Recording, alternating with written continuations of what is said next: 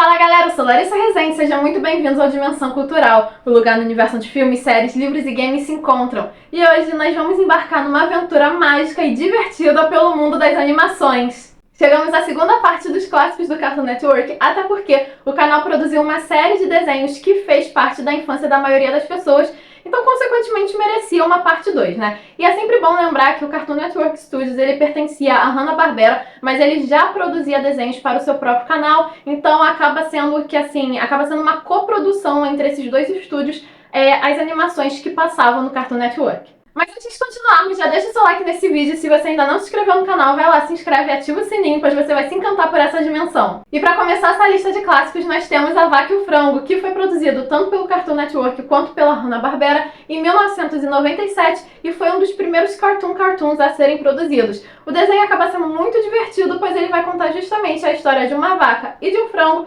que são irmãos e filhos de dois humanos. Além disso, o desenho também contava com o arqui-inimigo desses personagens, que era o Boom de Fora, na qual ele tinha várias identidades, a cada episódio ele tinha uma identidade diferente, mas que estava sempre tentando levar os irmãos para o inferno. E uma curiosidade sobre esse desenho é que A Vaca e o Frango teve 2 episódios que não foram transmitidos nos Estados Unidos. O primeiro se chama No Smoking, na qual apresentava o frango indo para o inferno porque ele queria fumar e acabava sendo torturado pelo Boom de Fora, enquanto o outro era o Buffalo Gals, na qual mostrava piadas de duplo sentido e estereótipos LGBT. Então são assuntos um tanto quanto polêmicos e só foram transmitidos em alguns países. E quando se trata do mercado brasileiro especificamente, é sempre bom lembrar que A Vaca e o Frango foi transmitido pelo Cartoon até 2005, quando a emissora resolveu cortar o desenho da sua programação.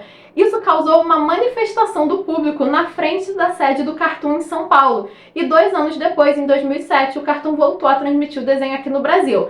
Além disso, a dubladora Miriam Fisher ganhou o prêmio Yamato em 2004 por dublar a vaca. Também produzido em 1997, nós temos Eu Sou o Máximo, na qual serviu inicialmente como um segmento para o desenho da Vaca e o Frango, mas acabou também chamando a atenção e se tornando uma série própria. Além disso, essa série vai contar a história de Máximo, que é uma doninha extremamente inteligente e respeitada por todos, até porque ajuda as pessoas à sua volta, e o seu amigo babuíno Babão, na qual tenta superar sempre o seu amigo Doninha, mas acaba fracassando porque é um personagem extremamente atrapalhado. E enquanto um segmento de A Vaca e o Frango, nós temos o personagem do Boom de Fora fazendo parte de Eu Sou o Máximo. Ele vai aparecer em alguns episódios, em cada episódio com alguma identidade diferente, e o seu objetivo era justamente pegar o Máximo e o Babão fazendo algum tipo de besteira para poder prendê-los. Mas os personagens, eles sempre acabavam saindo de qualquer dificuldade, de qualquer confusão, arranjando uma solução para tudo. Aqui no Brasil, a série foi exibida tanto pelo Cartoon quanto pelo Tooncast,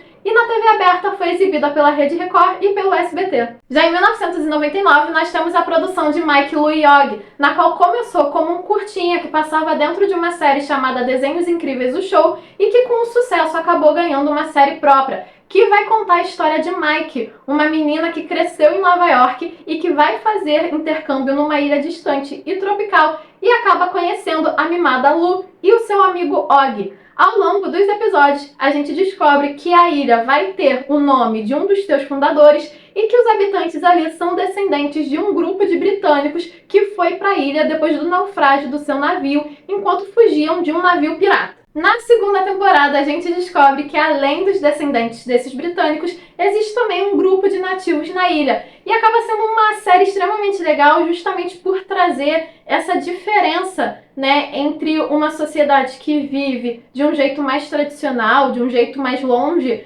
de outras partes do mundo e, consequentemente, longe de tecnologias, de inovações, enquanto a Mike é uma garota super moderna de Nova York que vai ter que aprender a ter uma vida mais simples, né? Então existem episódios que mostram essa diferença. Um episódio muito interessante é quando a Lu, né, quando a Mike apresenta pra Lu a Jujuba, que é chamada de Jujubola. E eu não sei porquê, eu sempre lembro desse episódio da Jujubola, eu acho muito legal. E quando a gente fala de Mike, Lu e Og dentro da televisão brasileira, a gente tem que falar que além do Cartoon, o desenho também foi apresentado no Tooncast e na TV aberta, no canal do SBT, em diversos segmentos de animação, como é o caso do Bom Dia e Companhia, do Sábado Animado e da Hora Warner. E no ano seguinte, em 2000, nós tivemos Chip na Cidade Grande, que vai contar a história do Chip, que é um carneiro que, cansado da vida da fazenda, ele resolve morar na cidade grande. A grande questão é que ele vai começar a ser perseguido pela organização militar secreta, liderada pelo general específico, que quer usá-lo na sua nova arma laser que é movida a carneiro.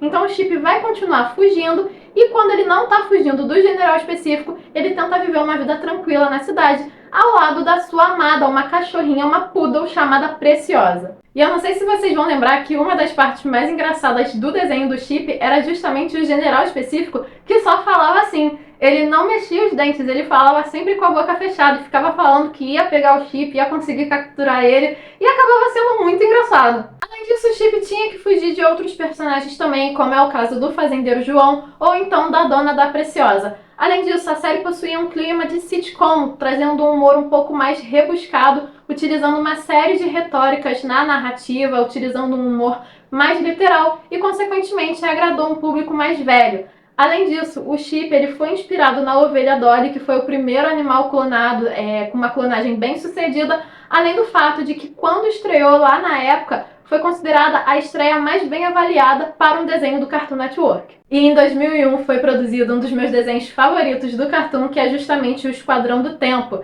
na qual vai apresentar uma história que se passa 100 milhões de anos no futuro, em um satélite futurístico, e que vai mostrar que coisas estranhas vão começar a acontecer justamente porque, por algum motivo, a história começa a ser alterada. E assim vai ser criado o Esquadrão do Tempo, que vai ser formado por Abelardo, pelo Larry e pelo Otto, na qual eles têm como objetivo justamente consertar a história. Antes de conhecerem o Otto, Abelardo e Larry mal conseguiam completar uma simples missão, mas depois que conhecem o menino, que é um grande conhecedor aí de história, e eles conhecem o Otto no orfanato do século XXI, eles conseguem completar todas as missões que eles encaram. E é simplesmente sensacional, sério, o que o desenho faz com a história, o que ele traz, assim, as mudanças que eles trazem, é muito inteligente. Cara, o episódio do Leonardo da Vinci mostra ele como um beatnik.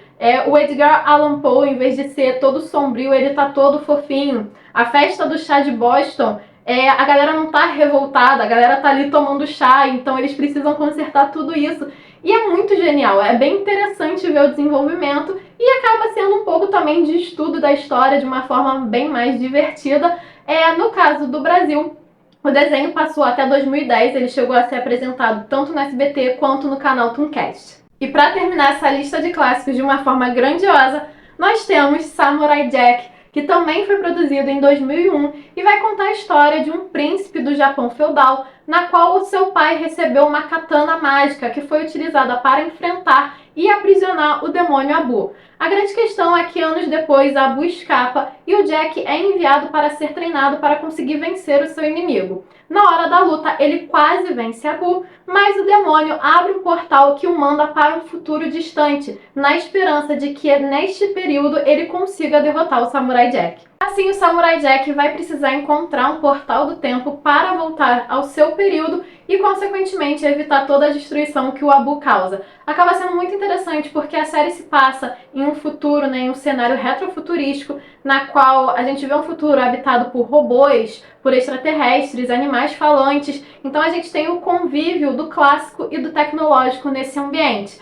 Além disso, a série vai terminar em 2004 sem uma conclusão. E 12 anos depois vai ser feito um revival justamente para concluir a história do desenho, na qual vai estrear aqui no Brasil, na série, no horário do Toonami, no canal Adult Swim, em 2017. E esses são alguns dos clássicos do Cartoon Network, aqueles desenhos que foram eternizados, que marcaram uma geração e nos trazem uma sensação muito gostosa de nostalgia, de bons tempos. É claro que ao longo dos anos seguintes o Cartoon continuou produzindo uma série de animações, mas a gente pode chamar essas animações como recentes, Essas que foram citadas nos vídeos na parte 1 e agora na parte 2, elas são realmente clássicos. E clássico é clássico. Mas e vocês? Lembram desses desenhos? Qual deles é o seu favorito? Qual episódio é aqueles que vocês têm uma memória afetiva? Ou existe alguma outra série do Cartoon que não foi mencionada nos vídeos e vocês gostam? Deixe a opinião de vocês aqui nos comentários e não se esqueça de curtir esse vídeo e de se inscrever no canal para continuar acompanhando as nossas aventuras. Nos vemos na próxima!